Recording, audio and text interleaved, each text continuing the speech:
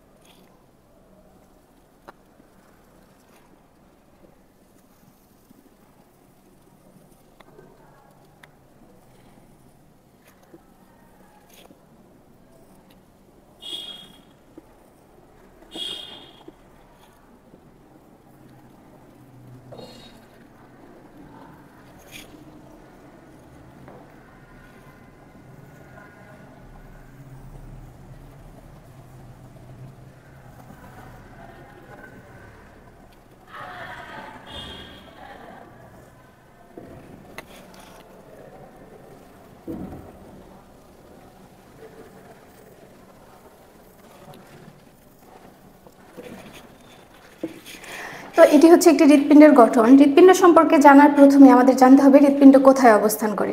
হৃৎপিণ্ড আমাদের দুই ফুসফুসের মাঝখানে বাম দিক হয়ে অবস্থান করে এবং হৃৎপিণ্ড মোট 4টি প্রকোষ্ঠে ভাগ করা থাকে।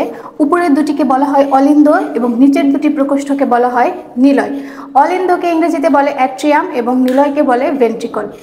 ডান এবং বাম প্রকোষ্ঠ হিসেবে এটাকে বলা হয় হচ্ছে ডান অলিন্দ এবং বাম পাশেরটিকে বলা হয় বাম অলিন্দ। ঠিক তেমনি ডান পাশের নিলয়টিকে বলা হয় ডান নিলয় এবং বাম পাশের নিলয়টিকে বলা হয় বাম নিলয়। অলিন্দ থেকে নিলয়ে রক্ত সঞ্চালন করার জন্য এখানে একটি দরজা সদৃশ কপাটিকা থাকে। ডান অলিন্দ এবং ডান নিলয়ের মাঝে থাকে ট্রাইকাসপিড কপাটিকা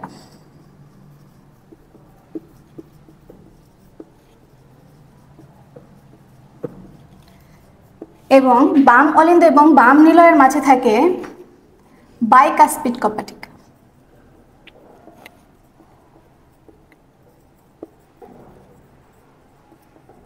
কপাটিকাকে ইংরেজিতে বলা হয় ভালভ। এখন শুধু প্রকোষ্ঠ সম্পর্কে জানলেই আমাদের হবে না, আমাদের প্রকোষ্ঠের সাথে সংযুক্ত বিভিন্ন রক্তনালিকার নাম সম্পর্কেও জানতে হবে। এখানে ডান অলিন্দের সাথে সংযুক্ত দুটি রক্তনালিকার উপরেরটিকে বলা হয় ঊর্ধ্ব মহাশিরা এবং নিচেরটিকে বলা হয় নিম্ন মহাশিরা। ঠিক তেমনি আমাদের ডান নিলয়ের সাথে সংযুক্ত এই নালিকাটিকে বলা হয় পালমোনারি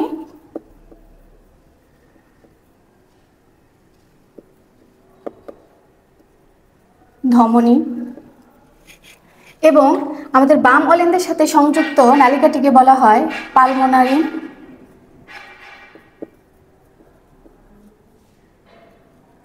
শিরা।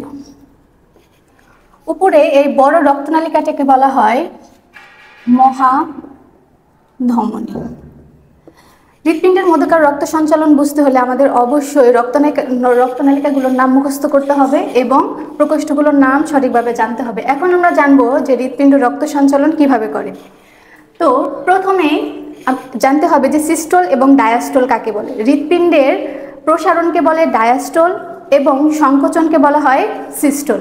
তো প্রথমে আমাদের হৃৎপিণ্ডে হচ্ছে ডায়াস্টোল ঘটে, অর্থাৎ উপরের অলিন্দ দুইটা প্রসারিত হয়, তখন দেহের সমস্ত কার্বন ডাইঅক্সাইড সমৃদ্ধ রক্তগুলো ঊর্ধ্ব মহাশিরা এবং নিম্ন মহাশিরা দিয়ে আমাদের ডান অলিন্দের মধ্যে প্রবেশ করে। তাহলে ডান অলিন্দে কোন রক্ত প্রবেশ করে? কার্বন ডাইঅক্সাইড সমৃদ্ধ রক্ত। ঠিক তেমনি ফুসফুস থেকে অক্সিজেন সমৃদ্ধ রক্ত আমাদের পালমোনারি শিরার মাধ্যমে বাম অলিন্দের মধ্যে প্রবেশ করে। যখন ডান অলিন্দে কার্বন ডাইঅক্সাইড সমৃদ্ধ রক্ত এবং বাম অলিন্দে অক্সিজেন সমৃদ্ধ রক্ত প্রবেশ করে, ঠিক তার পরপরই হৃৎপিণ্ডে সিস্টোল হয়। সিস্টোল অর্থাৎ সংকোচন হয়। তখন অলিন্দদ্বয় সংকুচিত হলে এখানে ট্রাইকাসপিড কপাটিকা এবং বাইকাসপিড কপাটিকা দুটি খুলে যায় এবং কার্বন ডাইঅক্সাইড সমৃদ্ধ রক্ত ডান অলিন্দ থেকে ডান নিলয়ে এবং বাম অলিন্দ থেকে বাম নিলয়ে প্রবেশ করে।